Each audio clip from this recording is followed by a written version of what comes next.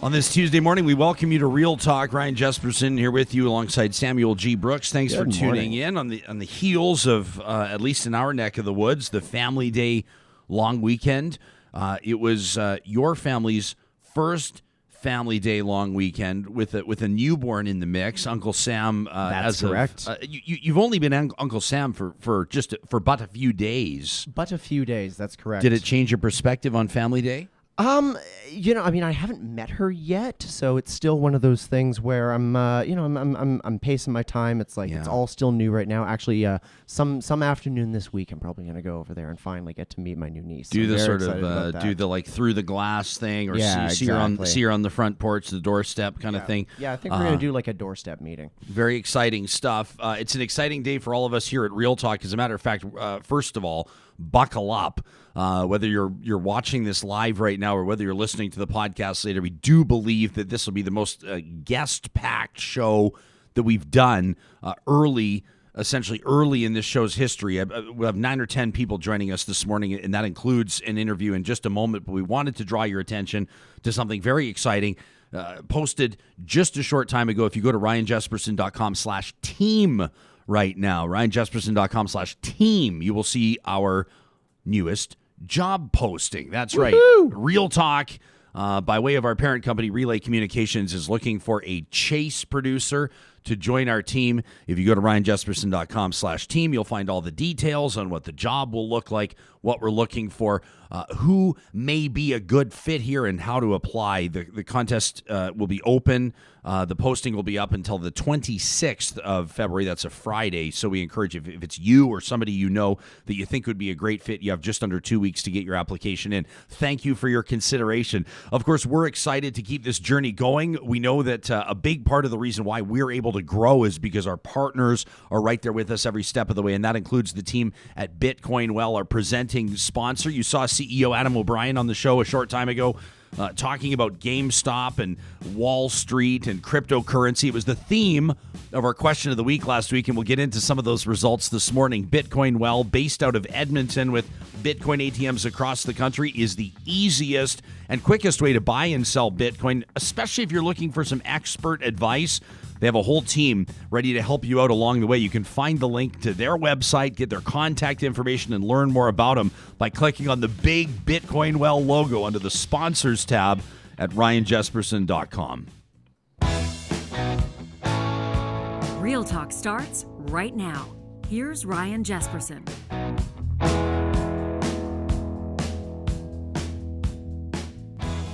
Well, you'll remember a few weeks ago, Irene Deschenes joined us here on the show. She's the woman out of London, Ontario, that's been trying to reopen her civil suit against the Catholic Church, the Diocese of London.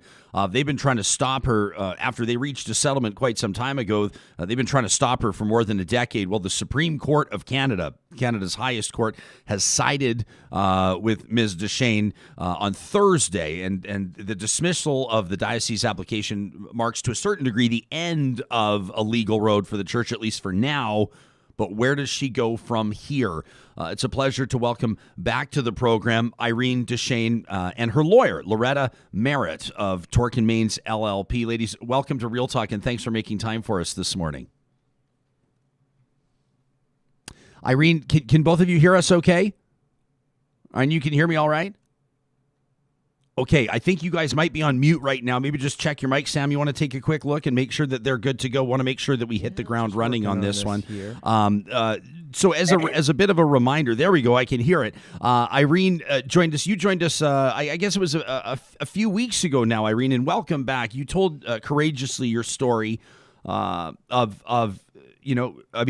where you are present day as a very public face of a very difficult conversation in Canada, around the world. You're a survivor of childhood sexual abuse by a priest. For those that are just hearing this story for the first time right now, why was Thursday's decision by the Supreme Court so significant to you? Well, actually, Ryan, because it was the last road of appeals for them to take, it was significant. So now I can finally reopen my civil suit, and their attempts to appeal have run out. So it's good that I can finally start my civil suit and move forward from there. Now, last time you spoke with us, you detailed exactly how this situation had come about. Now, of course, it's a very long story, but essentially you had reached a settlement with the church based on information which you later determined to be inaccurate or incorrect with regards to the pervasive and recurring nature of this abuse in the church. Can you bring our audience up to speed on why you found yourself back in front of a judge, again, looking to reopen this settlement? Okay, so that's, like almost 30 years worth of history. So it's really difficult to know where to start. But, basically, when I went to the Catholic Church in 1992, they told me that they didn't know, only one other survivor had come forward in the late 80s, and that they didn't know anything about Father Sylvester's sexual proclivities prior to that. And so when I filed my civil suit against the diocese, they told us that they had no knowledge of his proclivities while I was being abused. And so I did end up settling and signed, sorry. Irene, Loretta, do you mind? Yeah, I'll jump in. So Irene settled her case and signed a release on the understanding that she had a very risky case because the church didn't know Sylvester was molesting children at the time she was abused. So she went ahead and settled the case. Years later, after criminal prosecution against him and many, many other survivors coming forward, it was uncovered that, in fact, the church had in its possession all along witness statements from 3 young girls who had been molested by Sylvester before he ever got to Irene. So basically what happened was in 1962, 3 young girls gave statements to the police in Sarnia, and the Sarnia police gave those statements to the church saying that Sylvester was molesting children. The church sent him off to Quebec. He avoided criminal prosecution, and when he came back, they put him in a bunch of other parishes where he went on to molest many, many, many more children, including Irene. So it was based on the misrepresentation by the church that they knew nothing about him molesting children, that Irene's settlement was eventually set aside. So, Loretta, this is if my math is correct, this is the 3rd time that a court has sided with Irene. Why is the Supreme Court's decision so significant? And what do you think this means, not just for Irene, but for the bigger picture? Tragically, when we talk about sexual abuse and survivors from within the Catholic Church, we're talking about thousands of cases. Well, the significance for Irene, obviously, is huge. It means that she's not bound by a settlement that she made based on misrepresentations that were made to her. So that's a huge and very significant thing. The Supreme Court is the final word on the decision. No more appeals are possible. And now, from where Irene sits, she has a very strong case against the church where there is really no way they can deny their legal responsibility for the abuse that she suffered and the horrendous impact that it's had on her entire life. So from that perspective, it's very important. In terms of a broader perspective, courts are generally very reluctant to set aside settlement agreements that are entered into, particularly where there is a non-fraudulent misrepresentation. And I say non-fraudulent because we could not prove that when the settlement was entered into, the representative of the church actually knew that the church had those police statements in their possession. So, in circumstances where false statements are made to people, even if it's not up to the level of fraud, the court is willing to intervene and set aside a settlement. And that's an important point. Irene, I would imagine to a certain degree, Thursday's decision by the Supreme Court obviously feels like a win. It would obviously validate the position that you've taken, but emotionally, I mean, when you received that, when you heard of the judgment, when you learned of the judgment, as you're processing this, you've had a few days now. How do you feel about it personally, and what does this mean for you moving forward? So it feels really good to know that this is their last delay tactic. So it was their last chance to appeal any of the rulings. And so now I can move forward with reopening my civil suit. And it feels like I'm one step closer to the end. And I really want to complete this civil suit process so that I can move forward in my life. It's just been too long. And it's just been hanging over my head for quite some time. And I'm just forward to moving forward in my life. You're seeking just under $5 million in damages. Ultimately, what do you hope to achieve with this, Irene? How would you characterize what you're looking for here? I'm looking for something that's fair. I don't really necessarily have a dollar amount. I think Loretta and I are going to sit down and talk about what the damages are and come up with a figure based on that. Where do you think, Loretta, I would imagine there's a certain degree here that people will be paying close attention to wonder if precedent has been set. You talked about how unusual it is to see a settlement reversed or a settlement defeated in court here. What sort of an impact do you think this will have in the bigger conversation? I wonder if Loretta's lost me. Loretta, can you hear me by chance? It looks like she's on mute. I can hear you. Unfortunately, I've got a dog barking in the background. That's it's okay. one of those unfortunate situations, so my apologies. No, that's fine. Our show is very dog friendly. My question is my question is just whether or not you think that a certain, I mean, I would imagine the quick answer is yes, but whether there's been a precedent set here and whether this could have implications, considering the court that's delivered this judgment, on other settlements that may have been reached with survivors. Well, yes, the courts have been saying for a long time that in theory, you can set aside a settlement or any contract based on a non-fraudulent misrepresentation. But in terms of actually doing it, this is the first time I'm aware that they've actually done it. And certainly first time the Supreme Court of Canada said it can and should be done. Irene, what's your response to the message from the Diocese of London that's essentially, I mean, they sent out a release, people can find it. They said that they're disappointed with the judgment. Do you have a response to what they've put out there, their public statement? Well, they're disappointed with the response because it wasn't in their favor. But, and so I did read their whole response. I just find that over the years, not just for myself, but for other survivors, they often say that they won't publicly make a statement due to ongoing litigation, but this time they chose to. And in August, they chose to as well. But I think their message is always, we're doing the right thing by survivors, yada, yada. And I think it's been proven time and again, what they say and what they do are usually two different things. So it's a statement and it has no weight on myself moving forward at all. What would be your message to other survivors that will see or hear this interview? Just generally speaking, Ryan? Yeah. So I just want people to know that there's different options. So if they're a survivor, they don't necessarily need to go through litigation. They can or cannot report to police. They can or cannot file a civil suit. But I just say to survivors, just surround yourself with personal and professional support and determine next steps based on that. And just get as much information as you can prior to moving forward. Well, I don't know if we say congratulations in a situation like this, but I will. Congratulations on the judgment. Irene, I know it's the one you were looking for on Thursday, and we wish you peace and strength moving forward through this process, both yourself and your lawyer, Loretta Merritt. Thank you to both of you for joining us today. And Ryan, I just hope I'm going to be on your show just one more time so I can tell you I was successful in my civil suit and I'm finally able to move forward. Well, do you want to talk about it right now? We got lots of time. Why don't we talk about it right now? You teed it up beautifully.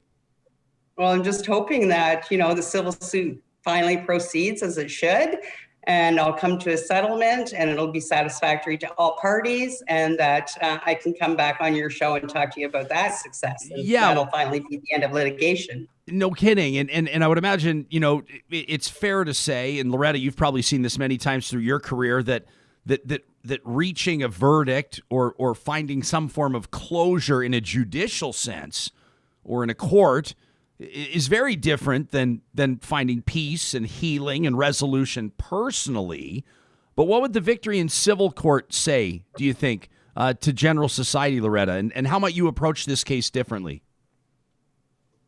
Well, I think whenever these cases are brought, it's not just about money for the survivors. It's about holding people to account. It's about being heard. It's about achieving some measure of justice. I'm not sure the word closure is very accurate, because I think for most people, the effects of the abuse are felt throughout the course of their lifetime. But certainly, I think that when a case is concluded, there is some sort of vindication and satisfaction that it was worthwhile to have fought the fight. Now, having said that, there are a few cases that last quite as long as Irene's. I'm not sure she or I will feel much other than relief when it comes to an end. Yeah, well said. That's Loretta Merritt of Torkin Mains LLP representing Irene Deschenes, a good friend of this show. And Irene, you've got our number, you've got our information. We'll expect to hear from you when this is ready to be discussed again. Thanks for making time for us on this Tuesday. Thanks, Ryan. You bet. We're going to be talking about a story out of Alberta in just a moment. Red Deer's Public School Board saying no to a request to observe Pride Week celebrations. Plus, coming up at in about 15 minutes, about 20 minutes, we'll say from now, we're welcoming a panel of doctors. The doctors are in the house on Real Talk today. ER doctor Shazma Mithani, ICU doctor Darren Markland, and infectious disease doctor Lynora Saxinger. Lynora, I was discussing with them behind the scenes, kind of all three of them, Shazma and Darren as well. They had been paying some or varying degrees of attention to some interviews we had here on the show a short time ago, most notably with MLA Drew Barnes. And then with David Harder, retired lieutenant colonel, formerly of the Canadian Forces Alberta Emergency Management Agency. Both of them had sort of called out government response at the provincial and federal level to this pandemic. They were talking about this End the Lockdown caucus. At least MLA Barnes was, and these doctors reached out and said, hang on a second. We wanted to talk about things like, physical distancing, mask compliance, policies around stores reopening, how to balance public health and the health of the economy, all these types of things. And we said to this panel of doctors, if you could watch these two interviews and take notes and pull quotes, we say, in other words, watch it like a news producer would watch it. And when you hear a sentence that needs to be discussed, yank it out, send us the time code. Sam Brooks will pull the clip and we'll get into it. We gave them this assignment. Oh, did they deliver? Boy, did they ever deliver, right? Yeah. I guess, you asked three doctors to do something, and they sent us this Google Doc that was like the most well-organized. I was sitting there thinking. Very easy to go through. It was some insight. Yeah, it reminded me, though, why I'm not, for example, an intensive care physician, because, I have things scribbled down on cocktail napkins and these guys. Anyway, that's coming up just after 9 o'clock. I think it's going to be a segment that provides great value. We want to remind you, and I hope that you had a fabulous Valentine's Day. The team at Dairy Queen was proud to be a part of it for so many different Real Talkers. Michael Lieber, one of the owners of the Dairy Queens of Northwest Edmonton and Sherwood Park, came in here all masked up the other week and dropped off a couple of these Valentine's Day cakes for Sam and myself. And he said, we love how many people come into our stores, how many people come through our drive-thrus, how many people even leave notes on their delivery apps and let the Dairy Queen locations know that they're ordering because they heard about them on Real Talk. Absolutely fantastic. Keep it up. The teams at Dairy Queen are proud supporters of Real Talk, and of course, they'll have another promotion, coming up that we'll be announcing shortly into the month of February and then into March, of course. Clean Air Club, we're getting more and more viewer testimonials from you. We love your tweets. We love seeing your emails with photos of these furnace filters that are neatly packaged and dropped off on your doorstep. More and more of you saying, we went to cleanairclub.ca. It took less than 5 minutes. We got our furnace filters on our doorstep. In some cases, the very next day. Now we're saving money and we're breathing easier. It's what Clean Air Club is all about. You can check them out at cleanairclub.ca. You may have been paying attention to this story out of Red Deer, Alberta. A trustee, a longtime trustee with the Red Deer Public School District, wanted to see the district observe Pride Week. Well, it turns out that's not going to be the case, and it's got people talking across Canada. It's a pleasure to welcome to the show the trustee that is working to make this happen. Dianne Macaulay has been a representative with the Red Deer Public District for more than 15 years. She recently won the Women's of Excellence Award in 2020 from Red Deer and District Communities Foundation for Community building. Dr. Kristopher Wells, a familiar face to many, is the Associate Professor and Canada Research Chair for the Public Understanding of Sexual and Gender Minority Youth at MacEwan University in Edmonton. He's also the editor of the International Journal of LGBT Youth. To the two of you, welcome to Real Talk, and a good Tuesday morning to you. Good morning. Thank you, Ryan. Morning. Trustee Macaulay, why was it so important for you? It might seem like an obvious question, but I don't want to take it for granted. Why was it important for you to encourage the district to observe Pride Week, and how are you feeling now that it's a no? Well, first off, I'm very proud of what our district has been doing to support the GSAs in our schools and we came out with a SOGI policy, a sexual orientation and gender identity policy that actually received awards in the province.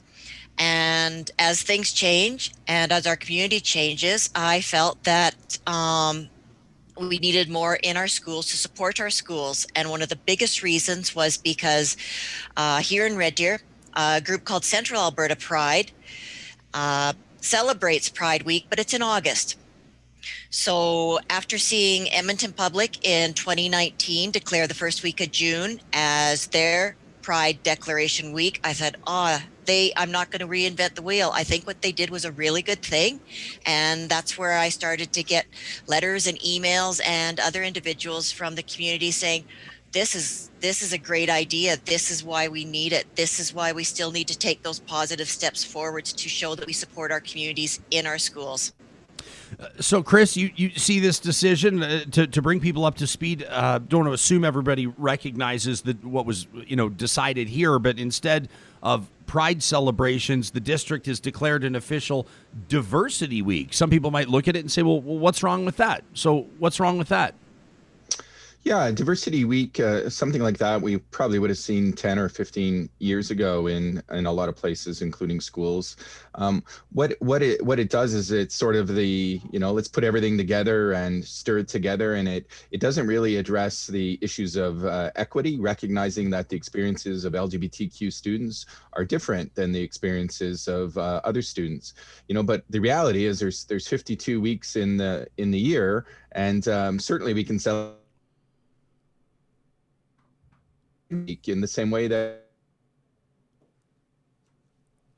it's important to have the specificity, and it's important to send these messages of support and inclusion to these vulnerable.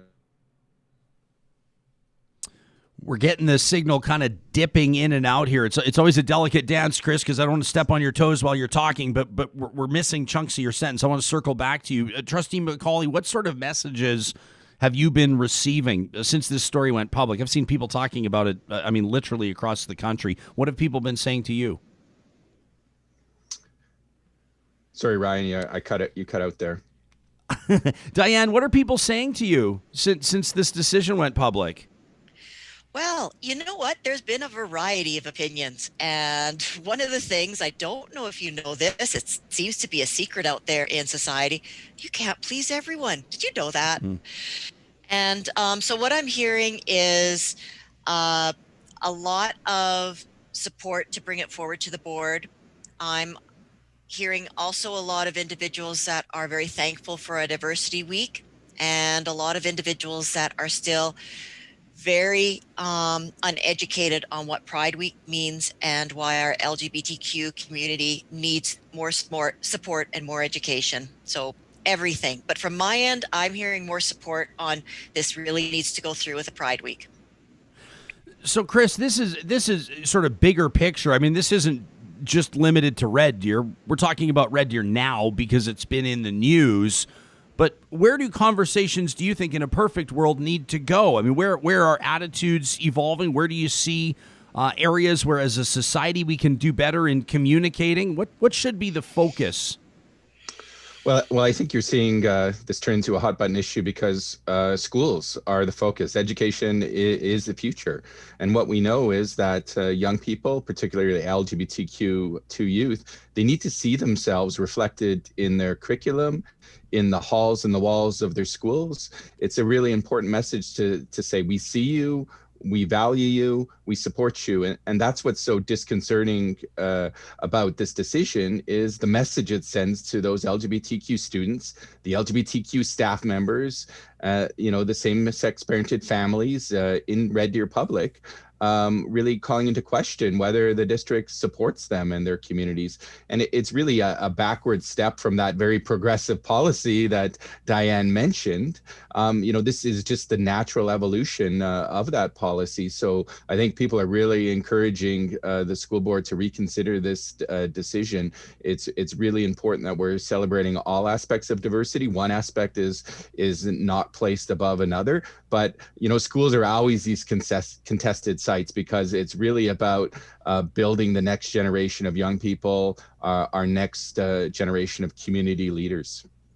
Diane, what sort of conversation or conversations were you privy to with regards to your fellow trustees? Do you get the sense that there is an understanding of some of the nuances of this conversation? Do you think some of the concern following this decision? I see that Red Deer families are starting petitions here, that more and more people are talking about this.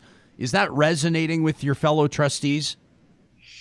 So I haven't been able to talk to my trustees since the motion came out. It's been only less than a week ago. But, I've worked with a lot of these individuals for a multitude of years, and they always have what is the best interest of children at heart. They really, really, really do. And I got to cross my fingers that this will come out in a way that is going to be best for students. And whatever, I can only talk about the reasons why I brought it forward. And when Trustee Manning brought forward the motion on diversity, she spoke from the heart. She really did. And I think this is a great learning opportunity and for us to come together as not only a district, but as a board to work on what is best for the community. Maybe we dropped the ball by not doing the proper amount of consultation first before putting this forward. With everything that Dr. Wells has said, and if anybody's known me, I'm 100% on board with the Pride Week, and we should have Pride Week. But maybe we can get some other form of combination where we will have Pride Week in June, where Pride Week should be, and Diversity Week on one of the other 52 weeks of the year as well. But I really feel the board needs to come together and talk about that, and fingers crossed that we're going to do something really good for our community. Dr. Wells, not to be cynical, because I'm not. I'm actually optimistic and supportive of things like this, but I do know that there are cynics out there, and I'd like to try to represent the questions so we can have meaningful conversations. People will say, I can hear it in my brain right now. People are going to say, okay, you got Pride Week, you got Diversity Week, you're going to have, probably a Black Lives Matter event, and then you've got Black History Month, and you're going to have Pink Shirt Day, and you're going to have, all of these things, right? And people might say, are these actually effective? Do they actually accomplish anything? What do they accomplish? Yeah, these are really important because of the message that they send to, not just the young people from these communities, but to all students, all staff members, and to the larger community, right? The schools are often considered to be the heart of communities. And that's why we have such an invested interest. But these kind of days, these kinds of events, they matter because they interrupt what we might see as the status quo, right? The everyday business that is still, unfortunately, creating inequitable environments where some students don't feel included, they don't feel safe, they get pushed out of their schools or they drop out of their schools. The real reality we're dealing with here, particularly for our LGBTQ students and our Indigenous students, is for many of them, school is still not a safe experience. These are two groups of young people in Canadian society that are at the greatest risk. In fact, greatest risk for health concerns, for suicide ideation. These are real and significant problems that we're trying to address through interventions like Pride Week. But I think the ultimate message that events like this and why we have policies like the one Diane mentioned is to tell them, these young people, that there's nothing wrong with them. They're not the problem. It's the discriminatory or the unsafe environments they find themselves they're in are the problem. So, the answer to, addressing those environments is education. Dr. Wells, before I thank the two of you for your time, I have to note that just a short time ago, you as the co-founder of Pride Tape marked its 5th anniversary, and I was tuned into Hockey Day in Canada on Saturday. I'm not sure if you noticed. I'm sure you probably did and heard from hundreds of people that the legendary Ron MacLean, as he was taking his twirl around Sam Gagner's childhood outdoor rink, had his stick wrapped, the shaft of it, in Pride Tape. What does that mean to you? Can you bring us up to speed on the story?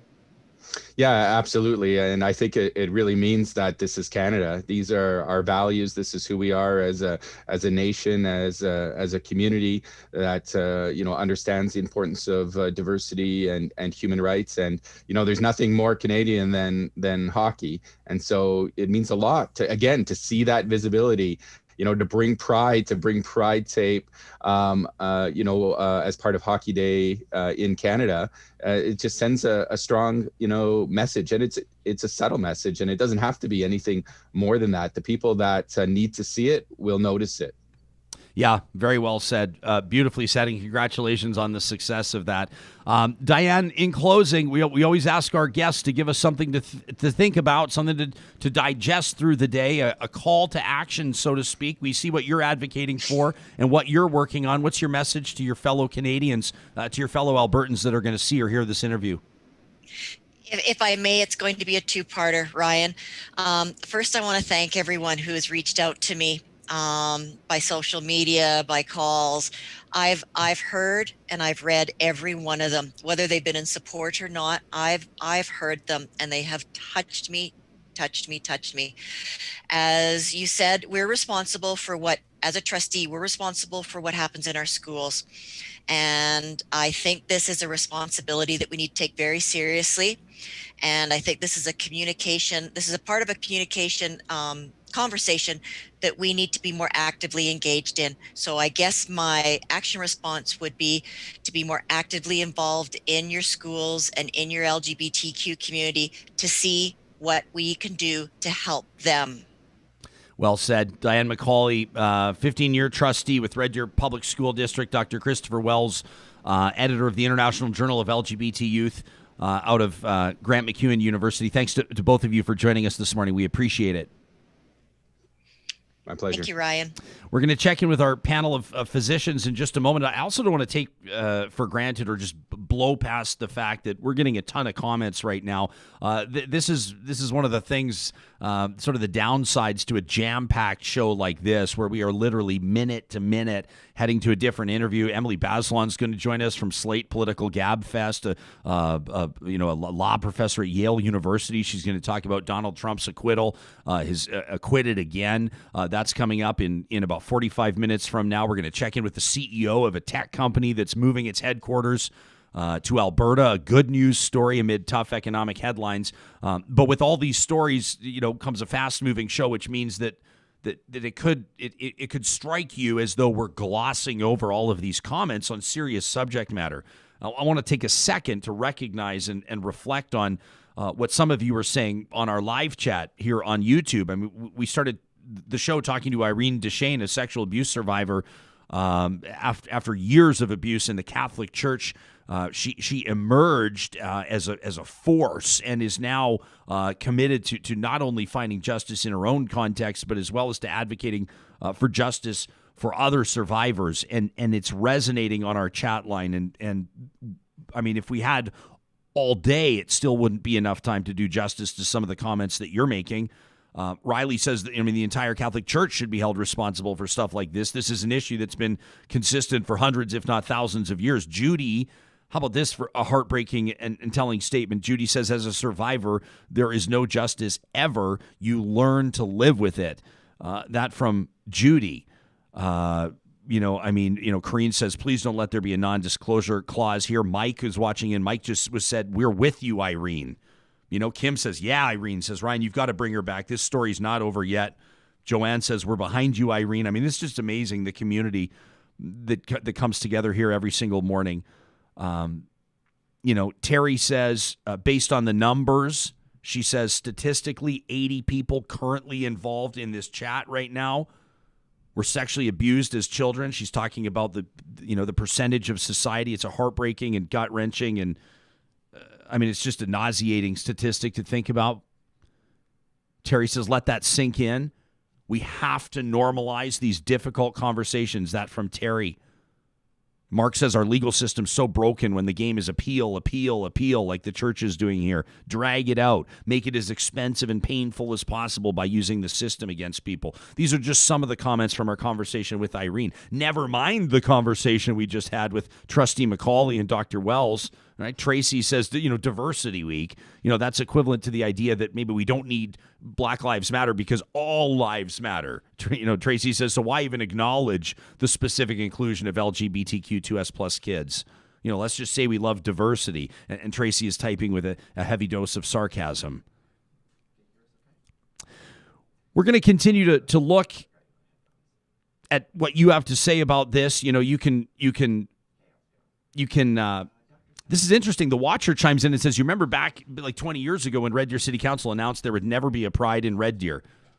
Time will tell, said the Watcher. I don't remember that. I was living in Red Deer shortly after that time. I don't remember that. We'd be curious to hear from people that are watching in from central Alberta. Keep the comments coming. Real Talk RJ is the hashtag we keep an eye on. That is the hashtag that is powered by Park Power, a provider of internet, electricity, and natural gas in the province of Alberta. Park Power is proud to take 10% of their profits and plug them back into the community by way of their charitable nonprofit partners. It's part of their corporate citizenship, the commitment that they've made. And they've made a commitment to you, a real talker. If you visit parkpower.ca right now and use the promo code 2021-RealTalk, whether you're talking about a residential or commercial account, they're going to give you $70 off your first bill. That's right, no strings attached, $70 off your first bill if you use the promo code 2021-RealTalk at parkpower.ca. Friends, we're getting closer and closer to March 5th. That's opening day for Friesen Brothers, their 15th Alberta location. It's been under construction for months as the excitement has been building in South Edmonton. That's where we're coming to you from. Edmonton, Alberta. Friesen Brothers has been proudly Alberta grown and Alberta owned for more than 60 years, supporting local producers. It's where you'll find the best Alberta beef, turkey, chicken, pork, Alberta milled flour in their sourdough, even Alberta produce whenever they can. You'll find Friesen Brothers just off the Anthony Henday at Rabbit Hill Road, opening March 5th.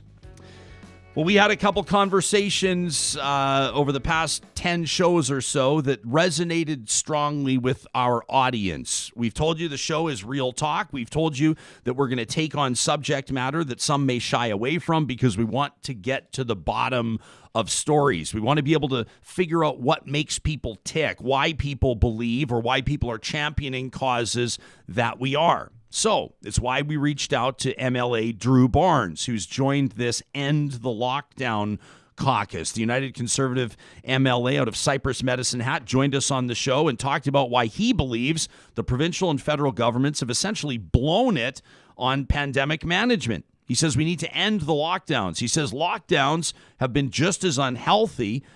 He says, as a matter of fact, he says lockdowns have been more unhealthy or more harmful to society than the pandemic itself. He cited Lieutenant Colonel David Redman's reports and the work that Redman did in developing Alberta's pandemic plan in 2014. This is something that we went through, and you can, of course, watch these interviews in their entirety if you go to check out our YouTube channel, or, of course, you can subscribe to our podcast.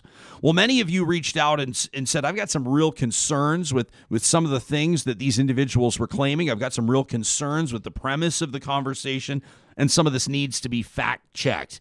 Well, we had 3 doctors in mind, and we're grateful that all 3 of them have agreed to join us today. Dr. Darren Markland is an intensive care physician and a kidney doctor with an interest in preventative healthcare and active living. Dr. Lynora Saxinger is an infectious diseases physician and a COVID-19 scientific advisory group co-lead. She's, of course, been doing media across Canada. All three of these doctors have, and you'll recognize them. Dr. Shazma Mithani was one of our very first guests here on Real Talk.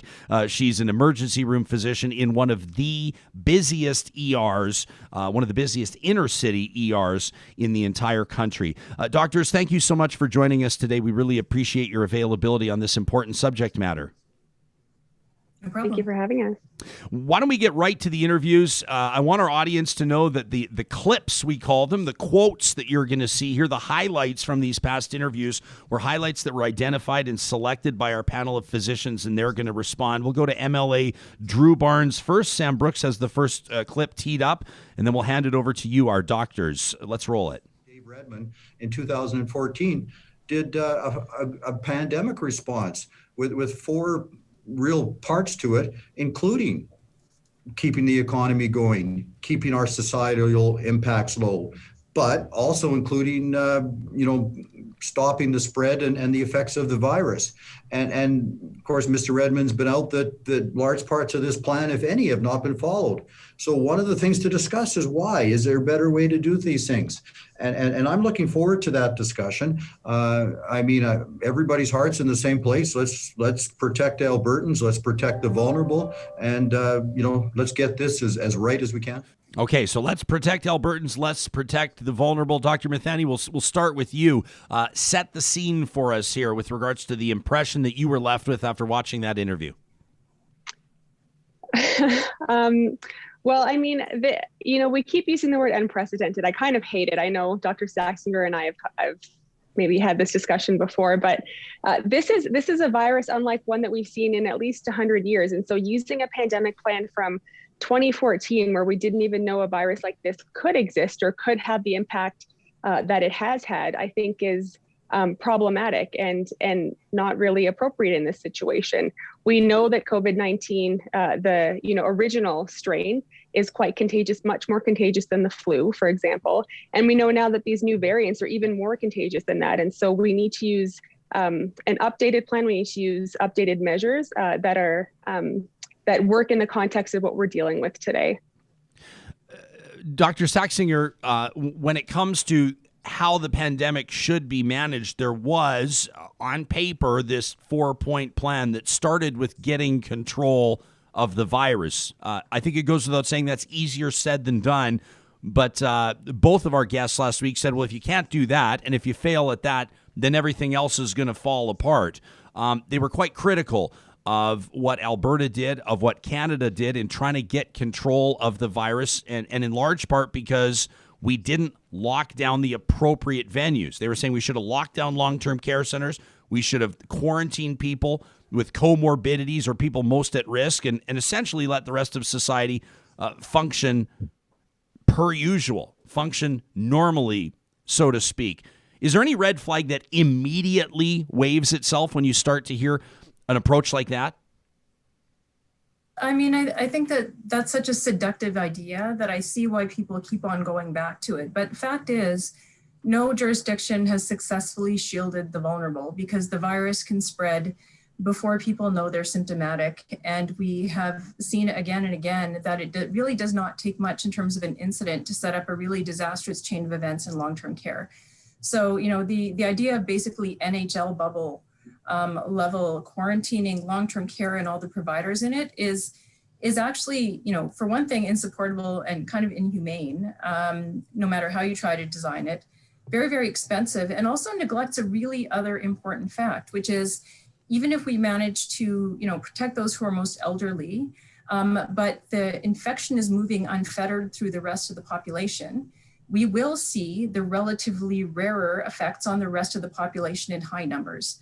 And so if you look at what happened in the UK, the excess deaths in people aged 45 to 64 up till November were 17.6% above baseline. So the excess deaths were up by almost 20% in this young, healthy group.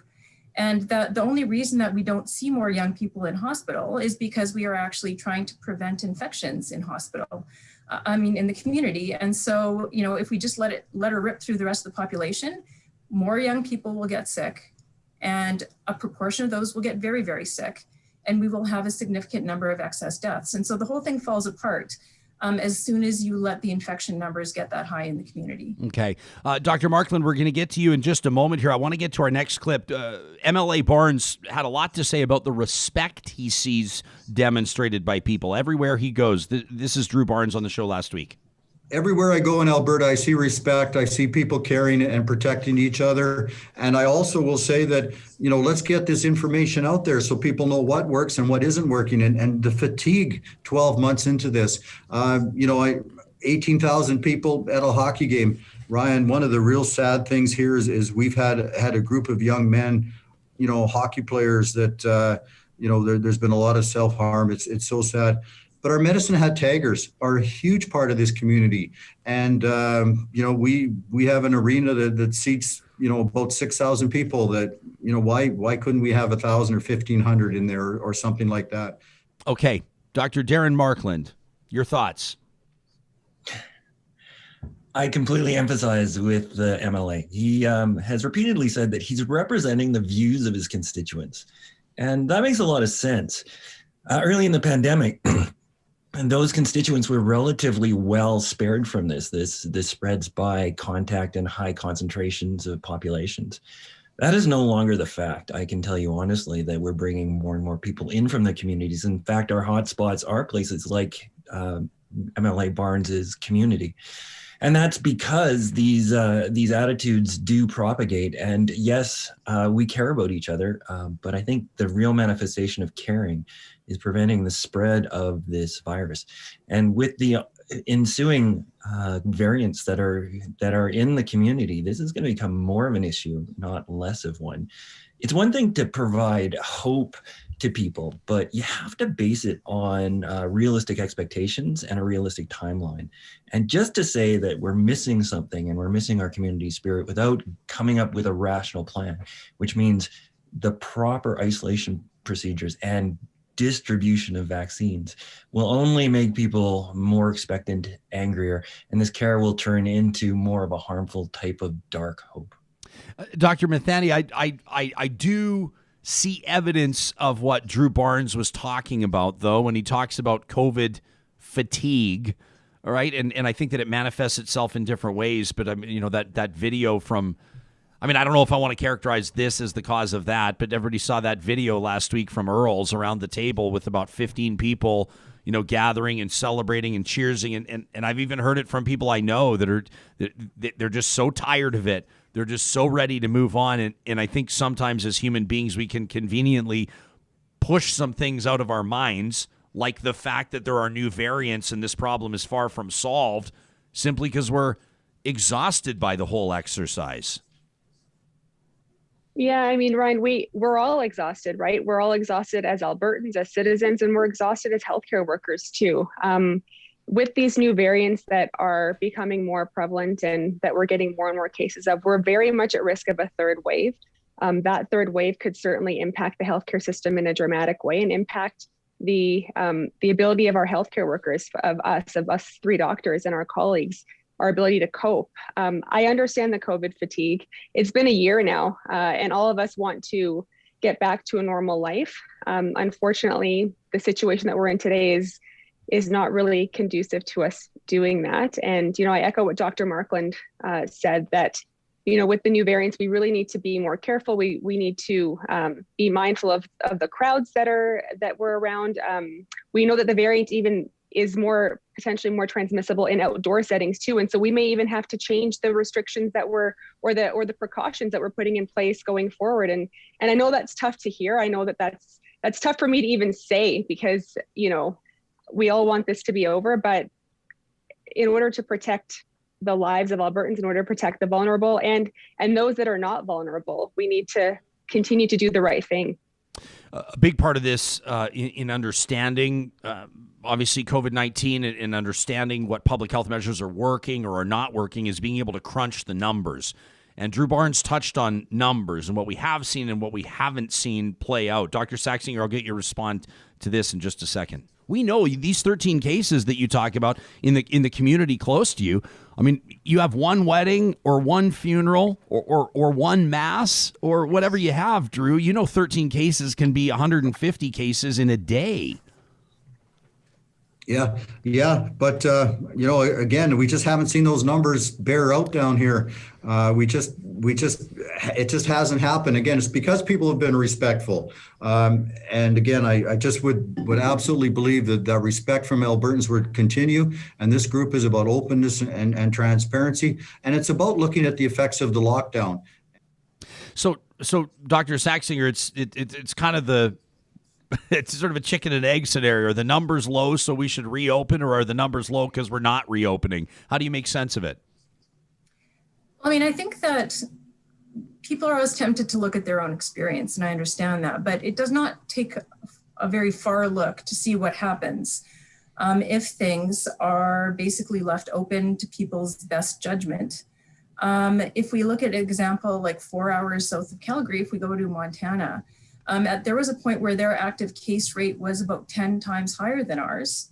And they were using refrigerator trucks as morgues. And I don't think the people there are significantly different than the people here. So I think that the worldwide experience is something that has to be taken into account, and that places that, basically rely on voluntary measures, and that actually includes Sweden, which is everyone else's favorite place to look at.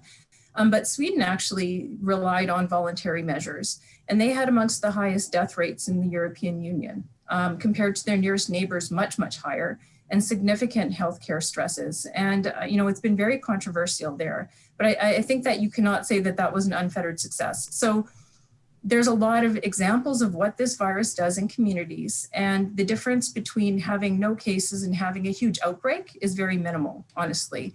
There was one person in Korea who was responsible for 5,000 cases over the course of a day.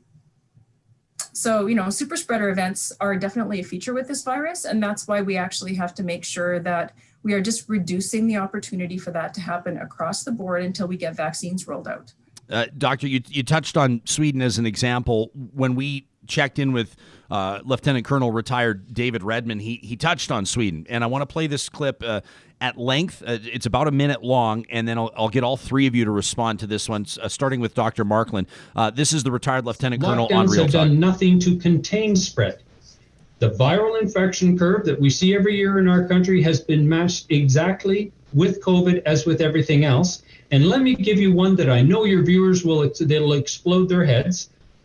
Sweden has not ordered the wearing of masks. In fact, they strongly discourage it. They believe in 1 meter, not 2 meter social distancing. They have not ordered their businesses closed. They have not ordered their schools closed, except for 2 very short periods, and only for their senior high school, what we'd call grade 11 and 12, once in the spring and once over the Christmas break. Sweden, if you compare Sweden to Quebec, it has a lower case count, a lower death per capita than Quebec. It also has a lower death rate than than France, than Italy, than Spain, than the UK, than Belgium, and even Switzerland, all who went to severe lockdowns. And the reason why you always hear in the media, because they love to bounce off the fact that, well, it's much worse than its Nordic neighbors. Well, if you cherry pick your facts, then you'll have ignored all those other countries I just listed. But the reason why Sweden did worse than both Norway and Finland is because Sweden has not quarantined their long-term care homes like I'm saying we should have here. Dr. Markland? Whoa. When he said your head was going to explode, he was right. That was a masterclass in misinformation. And he's done the classic thing where he's peppered facts with false actions and false narratives. So, number one, comparing Sweden and Quebec, I couldn't think of a more disparate population. In Quebec, you can't go around without getting a hug and a kiss. And the Swedish tend to be quite standoffish. They're very different cultures. And for that reason, even though Sweden had a bad experience, part of the reason why it wasn't as bad as it could have been was that the Swedes are a very homogeneous population who tend to be quite rule following. And they were doing things that their government wasn't suggesting. They were being more careful than was suggested by the health measures. So I could start with that, and then we could move on serially to every other lack of information and factoid. Like when he's quoting the European numbers, most of those are wrong. Like Belgium has a very high number. And we could spend an hour just debunking that statement. I think the fundamental problem is that his experience revolves around influenza. And influenza was very different for many reasons. Dr. Saxinger can go into all the reasons about spread and previous herd immunity, but this does not translate into a pandemic plan that works for COVID. Dr. Saxinger, would you pick it up from there? Sure. I mean, like just back to the fact piece, Quebec actually has, in Canada, is responsible for the lion's share of deaths in Canada. So that comparison is really not an appropriate one. I think that, that was very much related to long-term care. That fact is very true. Dr. Markland mentioned something. If you look at the Google mobility data between countries, Sweden actually de facto was in lockdown during the time period, and they still suffered higher mortality than many other countries with similar demographics. And so, I mean, it's just kind of wrong. And I don't think it's too worthwhile to go into too many details. I would also point out that, some of the other differences between Sweden and the neighboring countries have been analyses looking at the outcomes of lockdown versus no lockdown. And the economic outcomes in Sweden are actually, if anything, worse than other countries that did have lockdown. So although it remains a very, controversial country to discuss, I actually don't think that there's anything there that should inform what we do here. And I think it's very important for people to just make sure they always go back. I would suggest Our World in Data is an excellent website. And you can actually look at graphics yourself to look at, case fatality rates and mortality rates between places. And I think it can be very instructive to see that yourself, because people sometimes come up with data that is framed in a way that can be kind of misleading. Dr. Mithani, we've got a viewer right now, CH, that says, I really want you all to reflect on how scared and easily manipulated you are. This is a sad state of the world. What would you say to CH? I would, if it were possible, I would invite CH to come to our hospitals and see that this is not, in fact, I think he or she is alluding to the fact that this might be a hoax. It's not. We are seeing cases continue to come in. Thankfully, things have settled down a little bit, but you look back to when the second wave was peaking in kind of mid-December into late December, and it was terrible. We had multiple cases coming in a day. Dr. Markland can talk about how many cases were in the intensive care unit. There were multiple patients that I sent from the emergency department to the intensive care unit. And these are young patients, like in their 30s and 40s. So it truly is not just the population that was mentioned in those interviews last week about long-term care, mostly long-term care patients. Yes, it is mostly long-term care patients, but there are multiple people who are otherwise healthy, who are also being affected by this. And it's the reality of what's happening right now. Okay, I want to ask the three of you about this statement. This was an interesting one from the retired lieutenant colonel. As a matter of fact, this is kind of how he opened in characterizing this as a public emergency, not a public health emergency. We'll get to that interview. Those buttons are right next to each other. The Real Talk studio band is ready to rock and roll. They've been sitting silent for too long. Let's get to the lieutenant colonel. Here he is.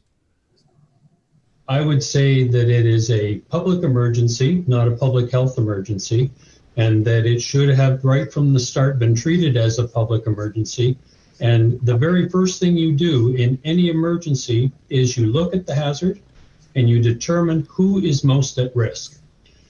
Clearly, back in February, we knew that the people most at risk were the people over the age of 60 who had multiple comorbidities. Worldwide, at that time in February, 95% of all deaths worldwide were in that target group. So here in Alberta, what we should have done is taken our pre-existing pandemic plan, the one that's dated 2014 on the website, taken it out, reviewed it, and tailored it specifically to COVID-19, with the very first task to be protecting those most at risk. And that would have meant that by the middle of March, we should have put in place a quarantine plan for all our seniors in long-term care homes. Dr. Markland, why don't we start with you? Do you buy? I mean, I sort of, in looking back on that interview, I'll be honest, the one thing that I'll oftentimes go back and beat myself up after interviews and go, why didn't you do this? Why didn't you push back on that? Why didn't you jump on this? And one that I should have is the clarification that it's not a public health emergency. It's a public emergency. I'm still trying to wrap my mind around that statement. How about you? I don't understand it. Yeah. I don't know how you can separate it.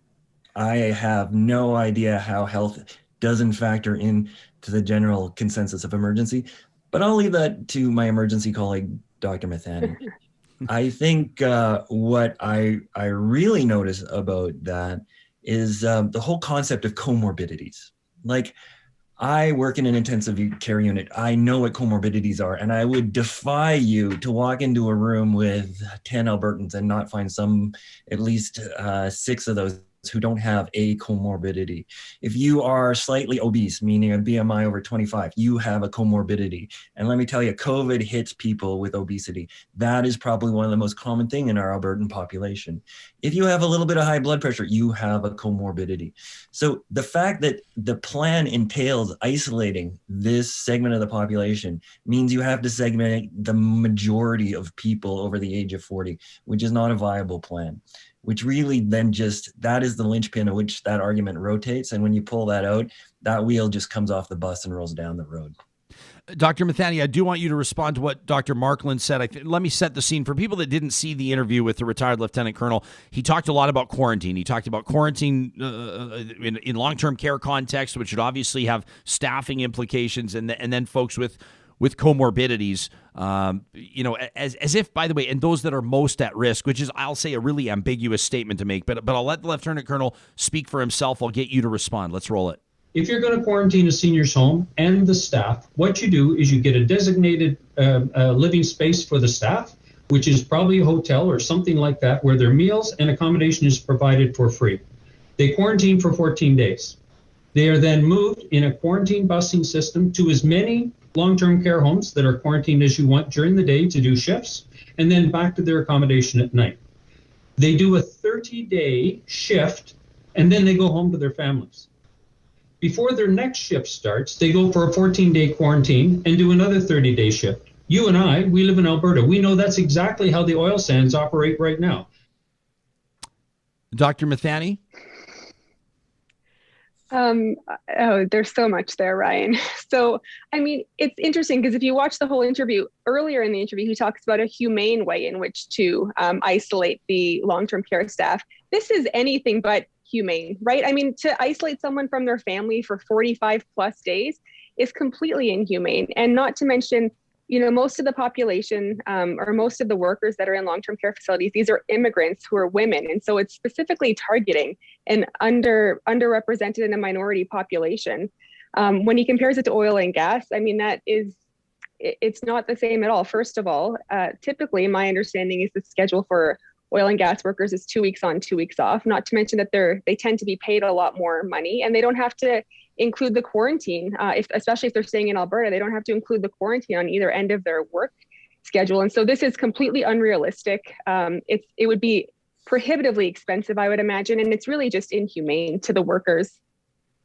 Well, one of the things that I think I've noticed, and it is maybe not obvious, but when I talked to retired Lieutenant Colonel Redman, he talked about, and he referenced the statistic that Jason Kenney has pointed out several times as well, Alberta's premier, that the average age of death from COVID-19 in Alberta is 84.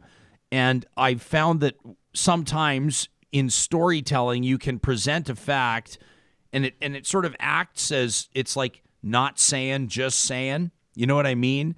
Like, you may be accurately saying the average cause of death is 84, and that's a fact. But what you're really saying is that young people and most people don't really have to worry about this. And I'm concerned about the message it sends. Dr. Saxinger, how does that statement resonate with you? I mean, I think that it's, at some level, I'm a bit offended to imagine that older people are not worth as much. Older people actually built the province and they deserve our protection and care. The next thing I think is that we can't neglect the fact that younger people get sick And the more people that are infected, the more people get sick, they come into hospital. Our hospital can actually accommodate something like 0.2% of our population at any given time. And there, it actually is, in fact, a very lean system. And so it would not take very much in terms of people who are destined to recover to paralyze the health system and prevent care of other people who need care. The final thing that I think is an evolving concern is we still don't know about people who've recovered from even mild to moderate infection and have persistent symptoms, and whether or not they might actually have long-term health consequences. And some people are considered that, the possible long-term effects after even moderate or mild infection might actually really add up to a big problem in the coming years. And that's something that's still not determined. So to me, you're looking at some unknowns and you're looking at some certainties. And the certainty is if there's widespread infection rates in younger people, we will have problems with our healthcare system, and we will actually have this question of long-term problems for those individuals. Can I just jump in on that? Of course, yeah. Sorry, Ryan. Just to build on that, I mean, one of the,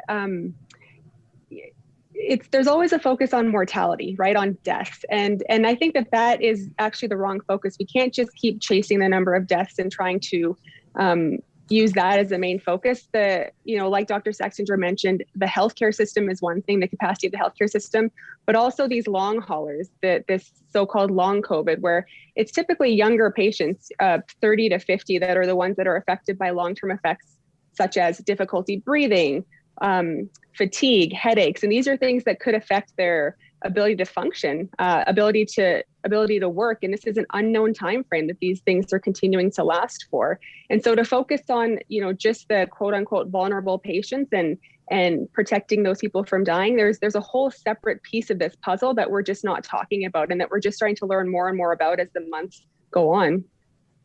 I've got an email here from a family doc that I want to read at least a portion of it and get the three of you to respond. This is from Dr. Stephen Hitchen, who says, for context, I'm a family physician with no formal training in epidemiology or public health, but I feel like I have to comment. He says, I've been stewing about your segment with David Redman for the better part of a week, and I have to get my feelings off my chest. I appreciate that the retired lieutenant colonel has a wealth of experience, but he says, but I question his qualifications to so confidently comment on the public health response to COVID-19. He says he made several strong assertions like lockdowns have been a failure, yet there are research papers examining this showing a benefit with regards to transmission. Anecdotally, we see rapid improvements after measures are instituted. He says Alberta has been an excellent example between early December and early February of this year. I very much doubt you can explain a drop of about 1,900 new cases a day down to about 300 in 8 weeks related to the, quote, natural seasonal variation of influenza. His frequent references to influenza pose a problem inherently. I get it. He had to review one policy related to influenza 17 years ago. In addition to many other responsibilities, he's quick with numbers. He's able to name drop countries, but my understanding is still that Sweden's approach was far worse than countries that attempted to control spread. COVID-19 is not influenza. It has well-documented differences in transmissibility, morbidity, mortality. It's been stated over and over by people who specialize in virology, epidemiology, and public health. He's comparing apples to oranges. Dr. Hitchen says, if I had retired 8 years ago, I would not be expected to be held in the same regard as experts dealing with the current crisis on a daily basis. He says, I appreciate your exploration of these issues, and I'm grateful that you have these three medical guests on this morning. That from Dr. Steve Hitchen. He's essentially summarizing, doctors, what the three of you have been saying. Dr. Markland, I saw somewhat of a, I hope I'm using the word correctly, but somewhat of a demure smile, a subtle smile as you were listening to that letter being read. Did anything in particular jump out at you from Dr. Hitchen? The fact that it was not rehearsed. I think his email summarized my exact sentiments. I don't have anything to add to that. That is a very well written email, and it summarizes the points exactly. So the other two of you, Dr. Saxinger or Dr. Mithani, anything in particular you wanted to touch on? Just what I'm. Oh yeah, sorry. Go ahead. All right, I'll go in. We'll go in order. So I'm in the middle. I think that. One thing that strikes me from that is the notion of expertise and the notion of lived experience. And one thing that has struck me again and again is that the public health response here has has been criticized from all corners. I think public health would be a miserable job, honestly, because everyone is standing around yelling at you and saying that you're not paying attention to the right things, when in fact, I actually think my public health colleagues are extremely attuned to all of the aspects of healthcare that are important, and of population health and of economic health.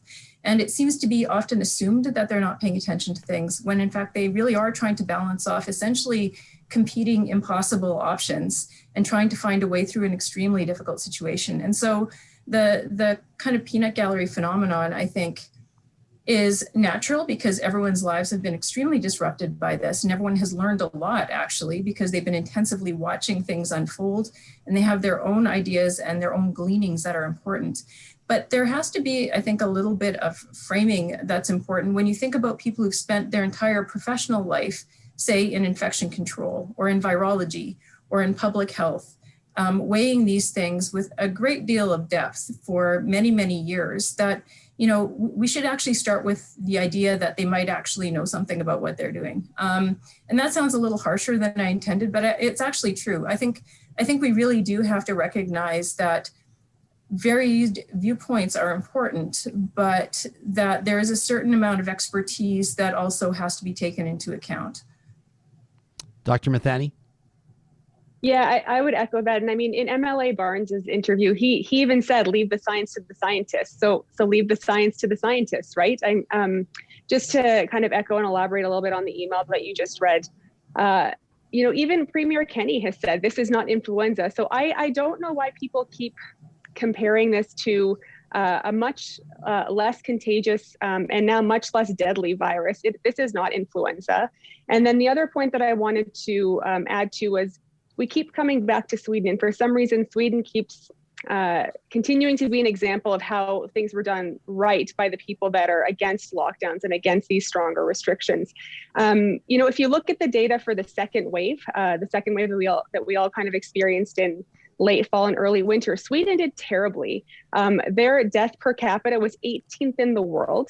So out of, you know, over 80 countries, they were 18th in the world for most deaths per capita, and Canada was 48th. So we are faring much, much better than the example of Sweden that people keep tending to bring up here.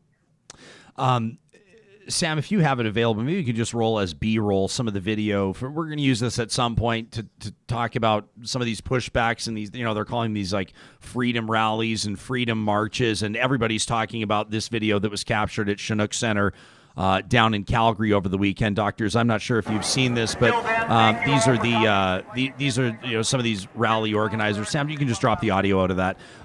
That's Artur Pawlowski, which is he's basically just a homophobic jerk masquerading as a pastor down in Calgary. So they've been organizing this. You see the police officer like hugging and shaking hands with the guys, and I mean, it's just. Obviously, a lot of people are pissed off for a lot of reasons. And doctors, I'm not going to get you to comment on that angle, on the policing angle. I've got plenty to say on that myself.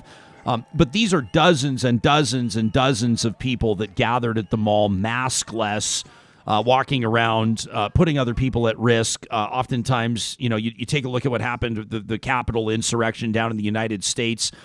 They're estimating closing in on 200 cases of coronavirus. These are police officers and security guards that contracted the coronavirus from demonstrators that were not wearing masks. We're seeing more pushback, a lack of compliance on restaurants. People are demanding that options are reopened to them, as we are in the midst of just getting a preliminary understanding of these new variants, which Dr. Saxinger, you've joined us in past to talk about.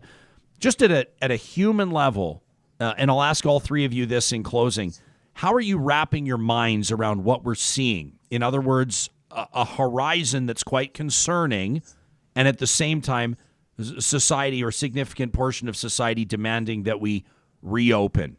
Dr. Markland, how do you reconcile the two? This is where I agree with MLA Barnes. I think people are considerate. I think people are kind. And I think what gets a lot of the news exposure are the specific people who use it to their own advantage to weaponize the issues. And it does generate a lot of media buzz. But in general, I think most people take a deep breath and do listen to the experts. The only caveat, of course, to that is when you're dealing with something like vaccinations or you're dealing with something like coronavirus. This is a shared responsibility. And when one group of people are irresponsible, it tends to affect others exponentially. And that is the challenge with this. This is why it generates so much feeling in everybody, because most people are trying to do the right thing, but it only takes a small group of people to wreck it for everyone else. But again, I want to come back to, I believe, and I've seen it. I've seen our Alberta with the lockdowns control this disease and do it voluntarily. So I think in general, we are all to be commended for fantastic work. Dr. Saxinger? I had a very flinchy reaction to that video. I was on call, so I hadn't seen it before. And I think that I feel bad for people who have been really just, in the grind for the entire time, and everyone in healthcare who's been in that same grind, who have not been doing those things, who have been doing everything as carefully as they can within their capabilities. And that's the reason that we do not have the case rates, for example, in the US, which are like tenfold higher than what we have. So all these people doing the right thing have created this aura of safety that has emboldened some people who are kind of inhabiting an alternate information universe, honestly. Like they're in a space where the information that they're provided makes that the sensible thing to do.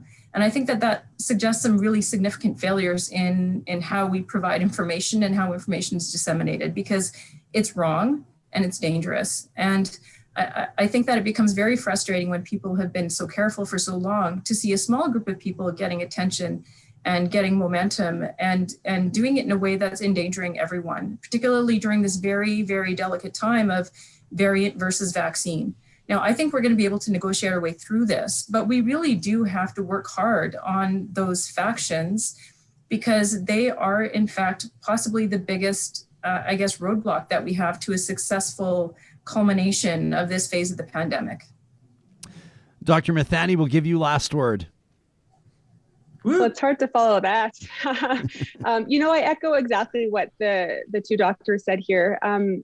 Like Dr. Markland said, I think we know a large majority of Albertans have been doing the right thing. They've been staying home. They've been wearing masks. They've been, limiting their contact with each other. The problem is that when a small group of people are not obeying the rules anymore and are protesting, are moving around tables in restaurants when they shouldn't be, the unfortunate consequence of that is that vulnerable people and people who are following the rules are going to be the ones that are suffering the consequences of this. They're the ones that are going to get sick. They're the ones that are going to get the virus. And they're the ones that may end up in hospital, may end up dying. And so, I know that this has been a long road. We're all tired, like we've all said before, but we need to continue to be good Albertans, to be good citizens to each other, and continue to do the right thing, not only to protect ourselves, but more importantly, to protect the people around us. Doctors, on behalf of our audience, we're so grateful that you've taken time to speak with us today, including in your off hours, in your vacation, your downtime. The fact that you're here really means a lot as we continue to try to ensure that we have conversations that inform people, conversations that are important and allow us to cut through all the smoke and mirrors and all the noise around subject matter like this, so we can better equip ourselves to finally flatten this curve and beat this thing. Thank you for the work that the three of you are doing on the front lines, and thanks for being friends to Real Talk. We appreciate it. Thanks, Ryan. Thank you. Pleasure. That's Dr. Darren Markland, Dr. Lynora Saxinger, and Dr. Shazma Mithani. Make sure you share that interview. Of course, you can subscribe to our podcast. You can subscribe to our YouTube channel, and we'll be pushing out highlights from that interview later in the day. Coming up in just a moment, Emily Bazelon will join us. Very much looking forward to this conversation. Wanted to remind you today that the team at Westworld Computers is ready to help you make a change on your computing front. If you need to fast forward your tech, but you don't have the biggest budget to do it with, you might love that new MacBook Pro or the new iMac, but maybe it's a little out of your league price-wise at this moment. Well, they have an entire lineup of refurbished and ready-to-go Apple Mac products, including watches, phones, iPads. If you're looking to get a tablet into the mix for your family, maybe you're a young learner, go see Daryl and his team at Westworld Computers. For more than 40 years, family-owned, helping you find solutions. Same deal, family owned at St. Albert and Sherwood Dodge. They're proud to have the best Jeep selection in the entire province of Alberta. 2021 is a huge year for the Jeep lineup, from the fuel-efficient Compass to that new 7-passenger Grand Cherokee. I'm driving the Grand Cherokee right now. Absolutely love it, especially in these winter conditions. And then, of course, if you know Jeep, I don't have to tell you that the Grand Wagoneer coming out later this year will redefine what luxury SUVs need to look like. You can find the Jeep lineup, the entire lineup, well represented at St. Albert and Sherwood Dodge.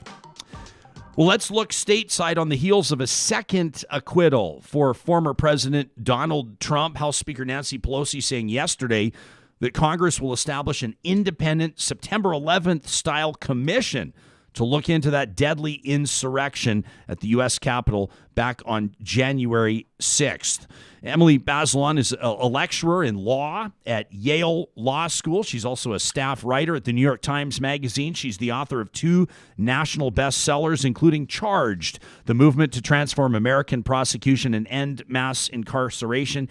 And she is the co-host of one of my personal favorite podcasts, the Slate Podcast Political Gabfest. Thank you so much, Emily, for joining us this morning, and welcome to Real Talk.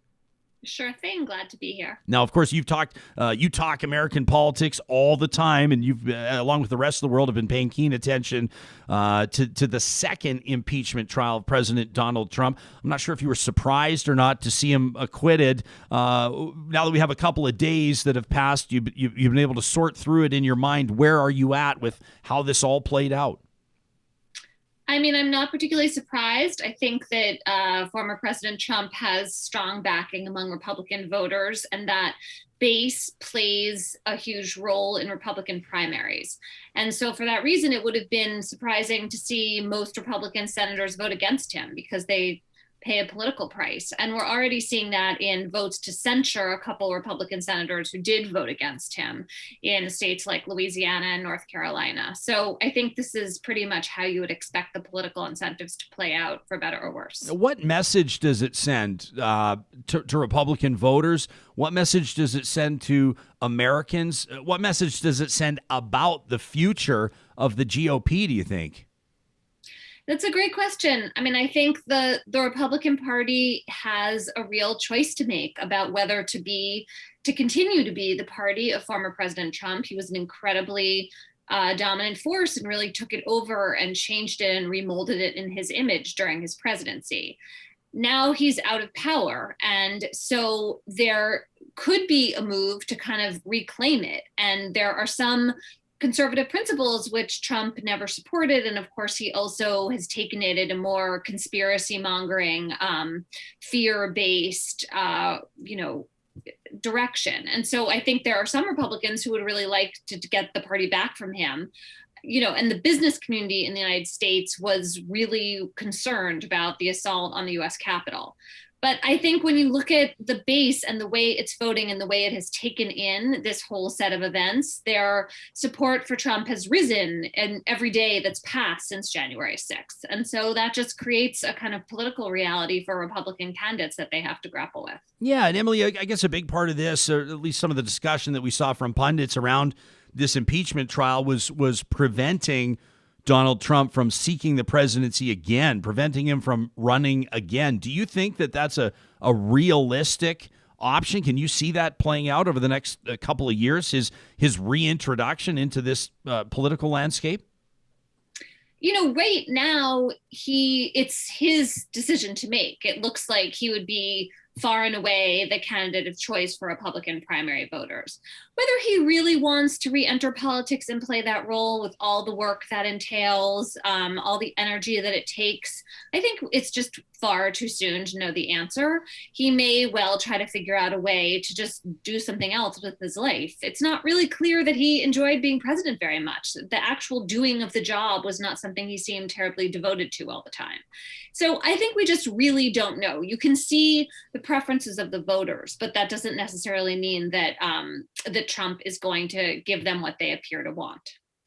Emily, your colleagues at the New York Times have been doing incredible reporting on some of the fallout here, and the more we learn following January 6th, the more troubling it is to realize, some of the injuries that were sustained by police officers and some of the mental health injuries that people are talking about. I'm taking a look here at this reporting. Officers' injuries, including concussions, show the scope of violence at Capitol riot. Does it change the conversation? Does it change your conversation? Or do you think in the United States, people that would continue to support Donald Trump, are there two camps? Is it those that supported Trump that could proudly wear their MAGA hats up until and including January 5th? And then is it an entirely different camp that continues to support President Trump following attacks on law enforcement, following attacks on the Capitol? Are there two separate camps that need to be acknowledged here? I don't really think so. I think that a lot of the people who continue to support Trump are the same people who supported him before. They are receiving information from right-wing media and social media that makes them think that he's not to blame for the attacks on the Capitol. Maybe somebody else did it. There's a lot of excuses being made for his role. And what we've learned about the physical and mental suffering of the U.S. Capitol Police is really disturbing. We can see these videos now that they were sometimes all by themselves in particular parts of the Capitol as the mob was coming in. And whatever you want to think about the bad calls that their superiors clearly made to not better protect the Capitol, these cops are on the front lines, and one would think they would deserve kind of universal support and sympathy. But I'm afraid that is divisive too in the United States right now. And I don't think that outlets like Fox News are really playing up those stories in a way that would change their viewers' minds. Do you think that the 46th president, do you think that President Joe Biden can heal this country? It's there's so much, we recognize we can get so carried away with some of the language and some of the emotion of all of this. But when it comes to actual policy and when it comes to bringing people together and working with Democrats and Republicans, does this president have what it takes to get the country back on track? The way that you're framing the question, which is totally fair, puts so much burden on President Biden, but also makes him, it's as if any one individual could do those things. So you have this fractured and divided country in which people don't agree on a common set of facts and are really taking in different kinds of information. I'm not sure any American president, any individual could bridge that divide right now. I think President Biden is pretty well positioned to try. And so far, his approval ratings are in the high 50s, which in the United States right now is like pretty high. I'm not really sure it's possible in our divided politics right now for him to do much better than that. There's so many parts of the information ecosystem and the political system that are essentially stacked against any American president coming into office. And so this quest for unity, while, I deeply share it as a citizen of the United States, the notion that you can just put it all on this new president and expect things to take some huge jump in that direction, I'm pretty skeptical. Well, and I totally, I think that there's wisdom in your response there, because I think, you look back and you'd say, when there was a transition from, George Bush, Bill Clinton, and W, and Obama, and this sort of back and forth where the White House is changing hands, and people might say, they're going to differ on policy when it comes to, how healthcare is funded, or on corporate tax rates or whatever. But when you take a look now at where a lot of the anger is rooted, it's not even necessarily in policy. It's in the understanding or the misunderstanding, whatever you have, the strongly held belief that media is lying, that there's an organized cabal, that there's corruption, that there's a swamp that needs to be drained. There's so much supercharged language and so much anger at the institution of government that it just feels like the entire game has changed now. To sort of agree with what you just said, I don't even know on that front where President Biden would even begin. Right. I think those are huge challenges. We see them very clearly in the United States with our information ecosystem. They're also arising in some parts of Europe. I think in Canada, you seem to have less to worry about in this regard, which is really a big advantage on the world stage right now. And this is, to me, one of the most important questions of our time, is how to combat disinformation while still making lots and lots of room for free speech and the free exchange of ideas. And I don't think it's a question that we have unraveled yet. Emily, before we let you go, it's a bit of a hard swerve with regards to subject matter, but your book Charged is really incredible, and I encourage people to dig into it and find it. They can order it wherever they get good books. I wanted to paint this in the context of the transition of power. 5 death row inmates were executed just shortly before President Biden's inauguration. 13 executions carried out since July, which my understanding is it broke kind of the norm, which was typically for executions to be put on pause when there was a presidential transition of power. You've done a lot of work talking about incarceration, talking about judicial reform, including talking about abolishing the death penalty in the United States. Where is that conversation? I mean, I guess you probably have to go state by state culturally in this conversation, but where is that conversation at? Where do you perceive it to be at right now in the U.S.? Well, I mean, the death penalty has less popular support now than it has had in a long time. And I think that reflects the decrease in crime that at least was true until this pandemic year. Now we're having, unfortunately, terribly unfortunately, a rise in homicide and shootings in a lot of American cities. And you often see attitudes toward punishment fluctuate with the crime levels. So we'll have to sort of watch that. I think there is rising in awareness in America that the death penalty is often terribly unfair, that we have never figured out how to administer it with 100% certainty, that we are actually executing what American judges sometimes call, quote, the worst of the worst. And there's just tremendous evidence of racism in the system, of the idea that in murders of white victims, both people of color and white defendants are punished more egregiously, and that this especially hurts Black defendants. So I hope that awareness will, be present in voters' minds and on the minds of judges as they continue to adjudicate these questions. But it's by no means a kind of closed set of issues in the United States. It just keeps going. Emily Bazelon is the author of the New York Times bestseller Charged.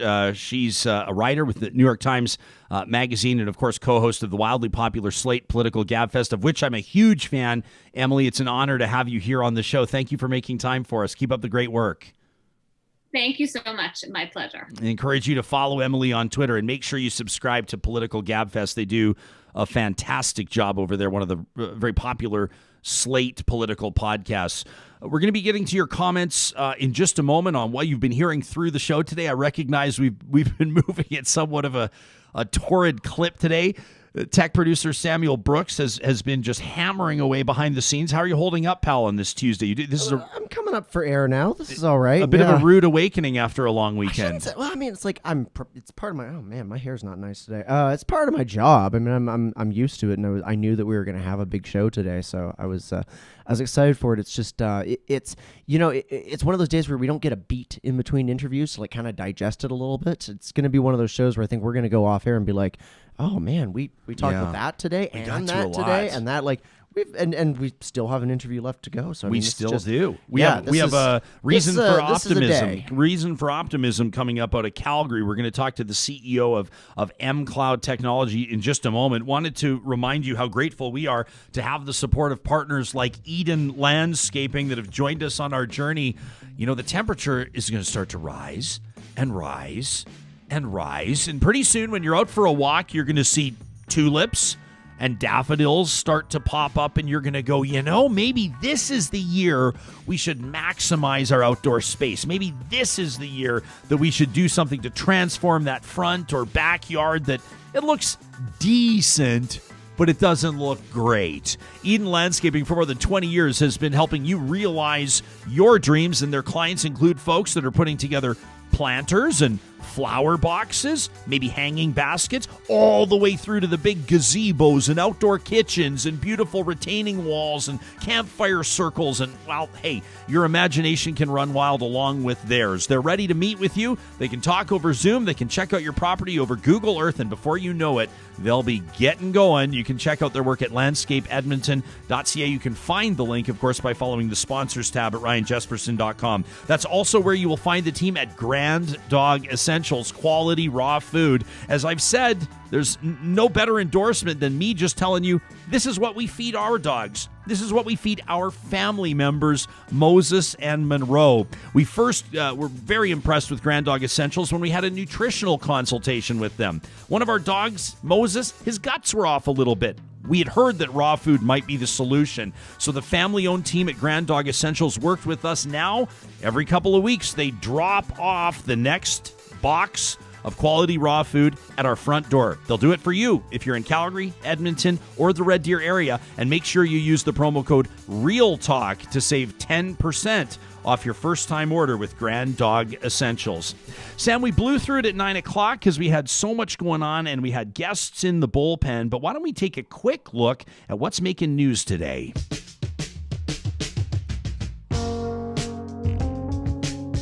Well, keep your eyes on Newfoundland. As of yesterday, out there on the East Coast, 298 active cases tied to this B117 variant. This is that one that originated in the UK with more cases expected. Now, it may sound like a small number compared to other provinces, but keep in mind that since the pandemic began, like almost a year ago, Newfoundland's had a total of 704 cases. Total. So 298 of the new variants, a big deal. The Chief Medical Officer of Health there, Janice Fitzgerald, said you can never let your guard down. It doesn't matter how low our cases are. Other parts of the country, including Ontario and Alberta, loosening restrictions. Newfoundland entering into full lockdown. Schools closed. Businesses closed. People self-isolating.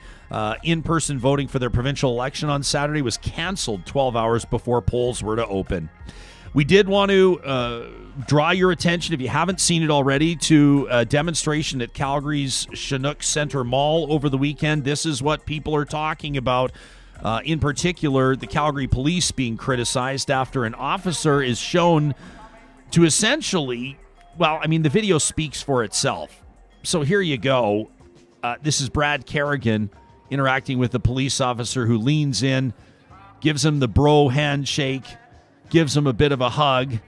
Obviously, who knows what they're talking about, but they appear to be seeing eye to eye. This police officer here, not a great look for the Calgary Police Service, who had this to say by way of a statement as the video started making the rounds. That video was shot, by the way, by a gal by the name of Misty Wind, who posted it on social. The Calgary Police Service says, hey, listen, there was this anti-mask protest that took place. Calgary police officers attended, the diversity resources team on scene to try to negotiate protesters, leaving them all peacefully. In doing so, the officer in the video was successful in his peaceful negotiation, and at the end of it, a handshake was offered and accepted. Well, here's what people are saying on social media, and this is just a few selections. This from Herrick Ethan, of course, tapping into that ad campaign by Alberta Health Services, COVID loves, in the Calgary police uniform. How about this from Omar Reyes, an activist down in Calgary? The police officers from Calgary negotiated and shook hands with protesters who marched through Chinook Mall without masks. But when you're homeless and Indigenous, you get kicked out of empty LRT stations in the cold, says Omar. I'm fucking infuriated. That's a story out of Edmonton, as a matter of fact. As you can see, Edmonton police officers literally throwing out possessions that were donated to homeless citizens in the middle of a minus 35 cold snap. That's a story we're continuing to keep an eye on. And Sam, let's just get to that last tweet. That was one that I wanted to put on your radar as well. This from Andrew Savakovats, who says, so per the provincial Bill 1, the UCP legislation, it's illegal to protest planetary destruction, but attend an indoor anti-mask rally and you get a handshake from the police. Did I get that right? That from Andrew Savakovats. And another story we're watching out of Red Deer, Alberta, the Ole Mill plant there, the slaughterhouse announcing yesterday evening they're temporarily ceasing operations due to a quickly growing COVID-19 outbreak. More than 300 cases have emanated from that location. One employee in his 30s already dying as a result. The union representing those workers at the slaughterhouse has been calling for a pause in operation for over a week. You can look to Stephanie Babbich's good reporting on this in the Calgary Herald. The facility employs about 1,850 workers, which means that 20% of their workforce has now tested positive. Well, there's a lot of heaviness in the news these days, to state the obvious, right? There's the pandemic, and there's the impact that pandemic is having on the economy. Then there's the global recession, as evidenced in energy prices, and we know that that's been very difficult on energy-producing jurisdictions, including Alberta.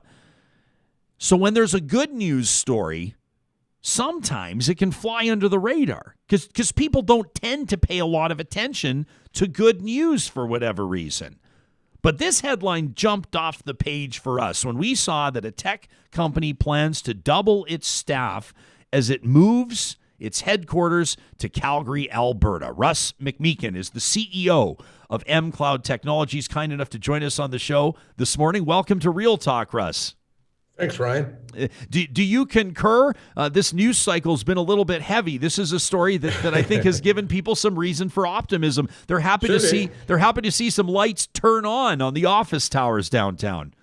Absolutely, for three reasons. One, as you stated, the obvious, we're going to hire a lot of great people, continue to hire a lot of great people. Secondly, I think we need to change the perception of the production side of the industry, and Alberta is an excellent place globally to set that to change that perception with technology. And thirdly, timing is perfect, right? So ESG is a hot topic, and people want to adopt technology to improve the way they perform. So our timing couldn't be better. So I share with you that there is good news in the mix. Russ, I have a cheat sheet in front of me. That's the only reason that I know that ESG stands for environmental, social, and governance performance. But give us a sense of what mCloud Technologies does. Yeah. So we focus on the decarbonizing side. So in oil and gas, the fact is from the time it leaves the dirt to combustion, so either power, as you probably saw today in the US, some serious power outages because they're not using reliable gas to produce power, but put that aside for a moment. So from ground to production, if you decarbonize, meaning no leaks, highly efficient processing, the intensity of carbon lost in the production process goes down and your ESG score improves.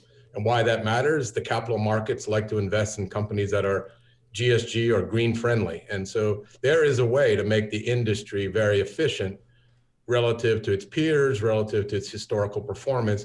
Our technology enables that by using artificial intelligence to micromanage the assets to ensure its optimal performance. Now, you're working with huge brands. I mean, Bank of America, Suncor, Starbucks. To what do you attribute the company's success? So our technology was acquired and it was already validated by a major player. So our first acquisition was Bank of America was a co-investor and the Department of Energy was the technology validator. In AI, the Defense Department of the United States and Lockheed Martin was the early adopters of our technology. In oil and gas, we use a lot of technology that came from the nuclear industry. There's probably not a single asset in the nuclear industry in the United States that isn't in our cloud or isn't in our 3D digital models. So we have a lot of credibility by way of the acquisitions we have. So we're able to scale those with the big, call it Fortune 100s. Russ, Calgary's downtown vacancy rate right now, I'm looking at numbers from Avison Young, the commercial realtor, real estate agent, property manager, 27% office vacancy downtown Calgary. What was the draw to Calgary to move your corporate headquarters? Why Calgary? So proximity to the oil and gas industry, that was number one. So we're very fortuitous that rates are down and therefore we can get space on a very attractive basis. But proximity to the oil and gas industry, a very large critical mass, the third largest oil and gas critical mass on earth is Alberta. So by being in Calgary, we're very close to the customer. In artificial intelligence and cloud and tech, being close to the end user, cutting out inefficient time to market is very critical. So by being in Calgary, we're in the mix of things. And then the talent, we can hire people, engineers, scientists in this space who understand this business very well. So that's a key success factor. If they understand the problem we're trying to solve, then applying AI to the problem is very straightforward. If they don't understand the problem, AI is just a tool in the toolbox that's relatively useless if you don't understand the problem you're solving. So Calgary is brilliant from proximity, and it just ends up being cost effective because, as you mentioned, occupancy is quite attractive. Yeah, I mean, but you could have gone anywhere, right? I mean, you know, this day and age, you could go to San Francisco, you could go to Melbourne. Yep. Right? Well, we actually started in San Francisco. So we actually started on California Street in San Francisco.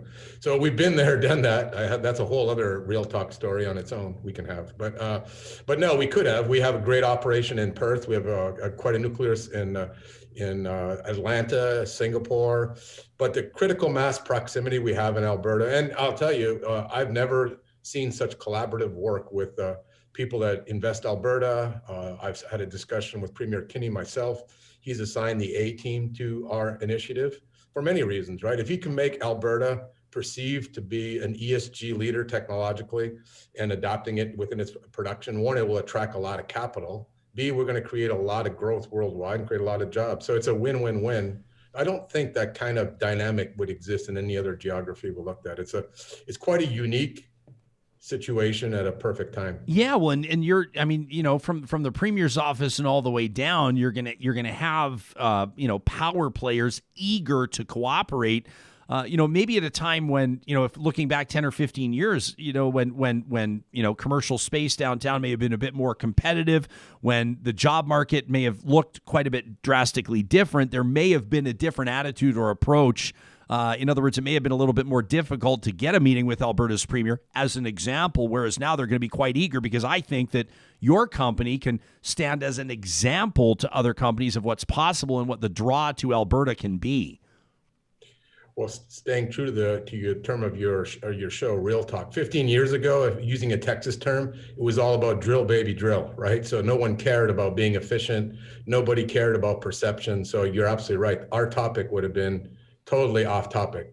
Today, drilling more is just, well, you just saw the Keystone Pipeline. We're going to have a conversation about that. So we need to work on becoming more efficient, differentiating, and align with the time, right? And the world wants to see the industry being a lot more efficient, and we're at the center of it. Now, Alberta is keen to do it. So as you mentioned, from the top all the way down. So there is no reason why we can't be the dominant player in the world in decarbonizing oil and gas assets. There's zero reason to not achieve that goal. Russ, it's going to capture a lot of people's attention that part of this story is that you're intending on, my understanding is anyway, doubling your workforce in Alberta. And if I'm reading the numbers correctly, you've got about 80 employees currently in Calgary and Edmonton. Does this look like, does this mean that you're looking to add 80 more skilled professionals to your team? Who are you looking for? Chemical engineers, engineers, scientists, computer scientists. Our finance group needs to grow, so we'll be adding more finance people. With infrastructure, we're a public company. We're about to list in the U.S. and the NASDAQ, so there's a back office requirement. We'll do that from Alberta, but primarily engineers, technical people.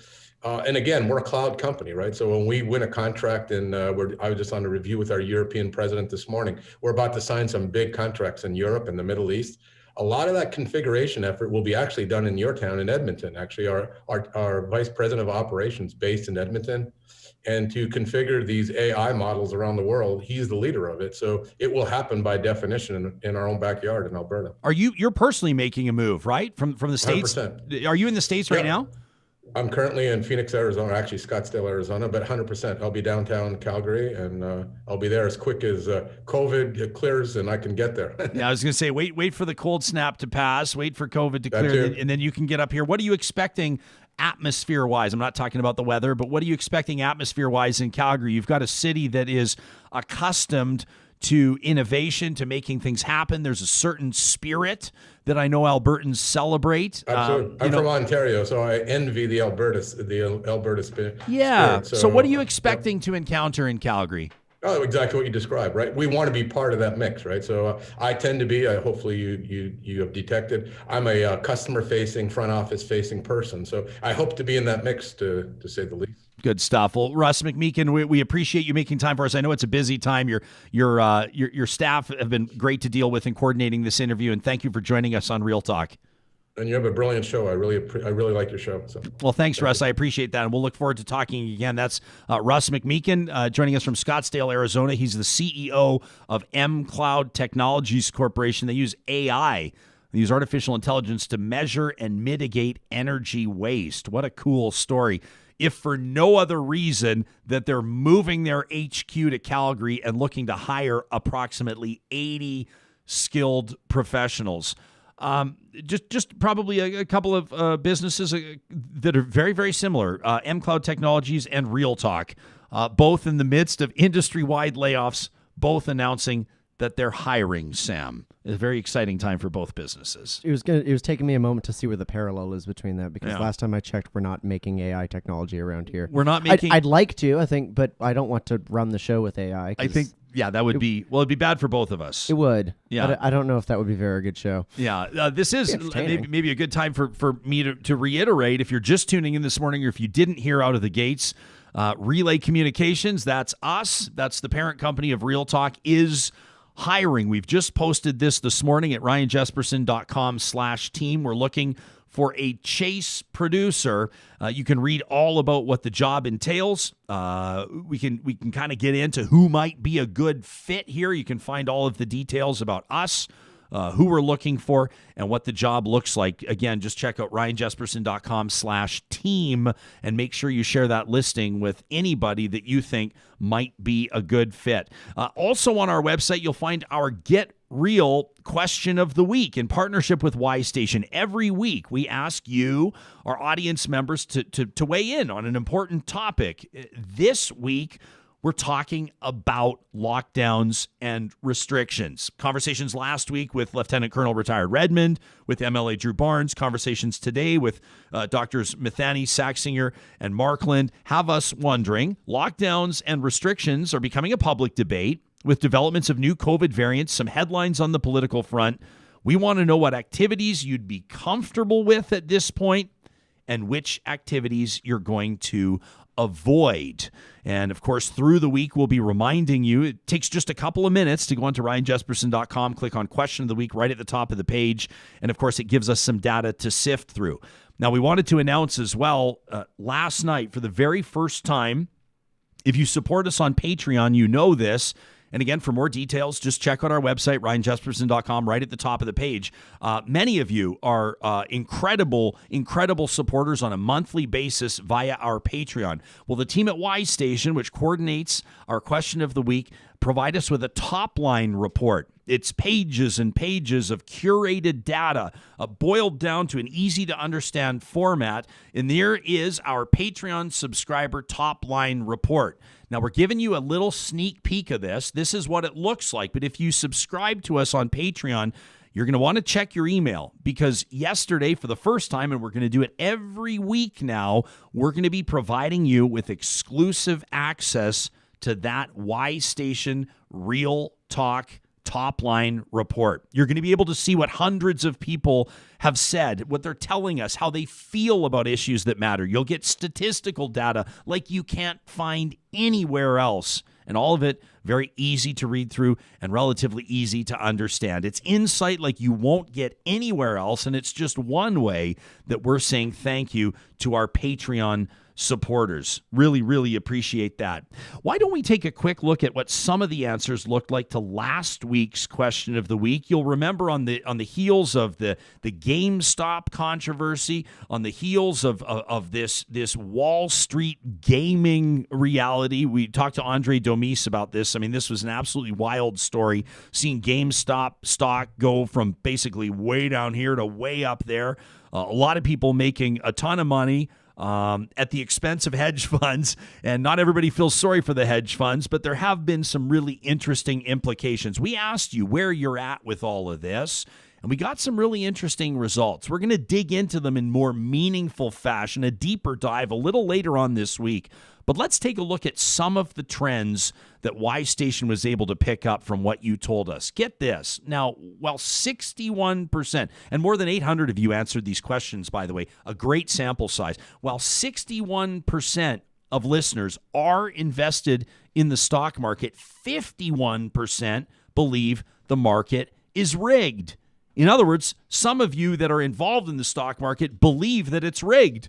The assumption is, I guess, that you believe that it's rigged to a certain degree in your favor. Let's take a look at another trend. This was one that was really interesting. 50% of listeners think investing in the stock exchange is essentially gambling. I might include myself in that to a certain degree. Sam, would you? I mean, the word gambling is an interesting one to invoke. Because, I mean, I think you're right in that there's, if you're investing in the stock market, just hoping to make money on it, hoping to be in for the quick buck, like that is gambling. Day trading, I think, is gambling. I think that there's a big difference between, the long-term investments of the companies that you believe in, your big sort of like managed portfolio funds, your index funds, the stuff that doesn't fluctuate very much, and trying to pick winners. Trying to pick winners is definitely gambling. So, and you wonder if, like, referring to it as gambling, I think provides some insight into maybe how people approach it. You talk to you talk to some people that will walk into a casino where conventional wisdom seems to be don't gamble what you can't afford to lose. And you wonder if most people would approach sort of, especially self-management on the stock market, people with the iTrade accounts where you're actually doing the buying and the selling or the buying and the holding as opposed to going through a managed fund. If that might impact how people approach it? Yeah, because I think that, probably, the people that are doing sort of the self-trading or might be like trying to bet and game the system a little bit. But I think the people that, I think a lot of people invest in the stock market because it's slightly better than a savings account. You get so much interest rate, your money is somewhat fluid when you put it into a savings account. When you buy RRSPs, you get some tax rebates out of it, you get some incentives for it, and I think writ large you're gambling, you're betting that your money is going to get a slightly better return than it would just sitting in a savings account. You know what I mean? Yeah, we asked how do you save for the future as part of the question, and 88% of respondents said bank accounts. 62%, as mentioned in that graphic earlier, said stocks. 61% through equity in your home, which is not a surprise. 30% GICs, 28% bonds. And it goes all the way down. It gets interesting. 8% of you are saving for the future by way of crypto, Bitcoin or other digital currency. 6% of you say you're putting cash under your mattress. So that's some interesting insight there. And with regards to some of the comments that you shared with us, here are ones that jumped out at us. When we asked you about your financial portfolio, stocks and crypto and RSPs and everything. I mean, the whole gamut. One of you said, frankly, I don't understand any of it. Another said, why would I invest in a bond when the return is less than yearly inflation? Another said, I need to learn more about cryptocurrency before I'm comfortable investing. Another says, with regards to RSPs, I find the notion of this product completely obsolete, right? You've got Canadians every February pouring thousands of dollars into their RSPs as a way to get a tax discount, only for the Canadian government to be able to use those funds to invest and collect interest while they sit there. So some interesting insight there. If you find that this whets your appetite, and you'd really love to dig into top-line reports like these, if you're the type of person that loves understanding, and because you're here listening or watching this show, I would suspect you are the type of person that's curious about what makes people tick. If you're always interested in insights into society around you, again, if you do support us on Patreon, by way of the link at the top of our website, you'll be receiving a copy of this top-line report thanks to Y Station each and every week. And they've told us, Y Station has told us to tell you they want to hear how they can improve on those top-line reports. So if you have suggestions, they're always open to them. You can send it to us at talk@ryanjesperson.com, or you can just leave a comment under the post on our Patreon link. The team at Alta Moving and Storage is keeping an eye on the forecast, and over the next few days, it's going to get more and more pleasant, which they know is going to prompt some of you to finally take the step to order one of those pod-style containers. They'll drop it off at your house, and you can finally make the move you've been planning to make for a while. Whether it's getting the piano to a family that could use it. Whether it's decluttering the basement, whether it's finding a long or short-term storage solution for something that's taking up too much space, but you're not quite ready to say goodbye to it just yet, Alta Moving and Storage is proudly locally owned, employing local people, and they want to compete for your business. You can find out more about what they're doing at altastorage.ca or just follow the link under the sponsors tab at ryanjesperson.com. That's also where you'll find the team from Local Waste. We've told you that they love to talk trash. Just this past Friday, our edition of Trash Talk lit the room on fire. One of you wrote in to say, my wife heard me listening to Trash Talk without context, and she told me that I need to stop listening to such angry podcasts. We wrote back and said, well, make sure she knows that it's all in good fun. This is an exercise in blowing off a little steam. Local Waste is proud to present Trash Talk each and every week because it's their business to talk trash and to find solutions. Whether you're a small or a larger business, whether you've been with one company for a long time or whether you're just starting out, their business is finding solutions for you, and you can find more about what they do at localwaste.ca. And we wrap the show today with a note of encouragement. The team at Kuby Energy is very proud to present Positive Reflections. At the beginning of each and every week, Kuby Energy is a Tesla-certified solar installer. It means that they only use journeyman electricians or electrical apprentices to complete those installs, and they're very proud to handle the paperwork too. So whether you're looking for the bursary, that subsidy, that rebate, or maybe you don't even know what you qualify for, Kuby Energy has it all handled so you don't have to. You can find the link to their website again at ryanjesperson.com. As mentioned, Kuby Energy, the proud presenter of Positive Reflections.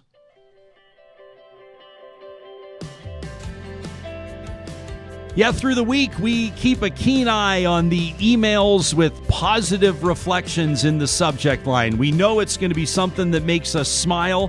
We know it's something that's passed along from a Real Talk audience member, something that turned your day around, something that prompted you to smile, something that gave you hope.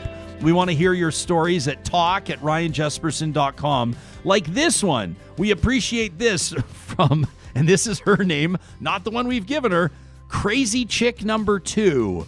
We need to know who Crazy Chick number 1 is, but number 2 says, I try to bring a little joy to our care home residents, the ones that are living with cabin fever. Now, everybody's healthy and happy at Discovery Place. It's an assisted living facility in Devon, Alberta, but this damn cold has clipped their wings. So here's our attempt at Bigfoot tracks. The Sasquatch tracks have picked up some steam online with tens of thousands of views, but we need Real Talkers' help to make this viral. Now, we're asking people on Facebook to chime in on this. Our residents are really enjoying media attention, and they've been taking shifts to watch what develops here. Lori is her real name. She says, we talk about current events every day in the salon. Real Talk is the buzz in Devon, says Lori. Congratulations. Well, Lori, you've made us smile, and we appreciate it. And a big shout out to all of the residents at Discovery Place Assisted Living in Devon. Good luck tracking down Bigfoot. Boy, did that make us smile. And this video, with apologies to everybody listening on the podcast, you're going to have to find us on YouTube because Barry Fearnley and the Fearnley clan are proud audience members of Real Talk. They passed this along from the goat barn. They said there's nothing like video of baby goats to get your week started right with some positive reflections. Look at these little guys. Sam, there's something about baby goats, isn't there? Not kidding. There's something. Not kidding. I couldn't. Yeah. I couldn't help Yeah, myself. there we go. I couldn't help myself. A shout out to all of the producers, to the farmers, those of you involved in agriculture. We really appreciate everything you do and the fact that you tune into Real Talk while you're doing it. You can send us your positive reflections each and every week through the week, again, at talk@ryanjesperson.com. And our thanks to the team at Kuby Energy.